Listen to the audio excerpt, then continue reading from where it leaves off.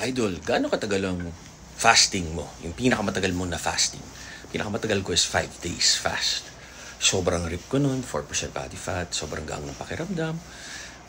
Yun, spiritual, emotional, physical awakening. So workouts, malakas ako. Yun lang.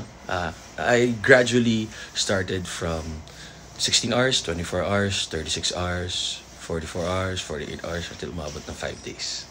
Yun, slow progress para hindi ka mabigla yung katawan mo. Tapos karamihan ng fitness journey nag-fail kasi yung nagka-crash diet or hindi sustainable or attainable yung gusto nilang ma-achieve. Kaya mo yan, starvation mode, crash diet, 1 week, 2 weeks, tapos yung rebound niya mas malupit, mas magigain ka pa, mas mataba ka pa kaysa kung saan ka nag-start. Tapos ano pa ba? Paano magka-abs? Diet lang talaga, calorie deficit.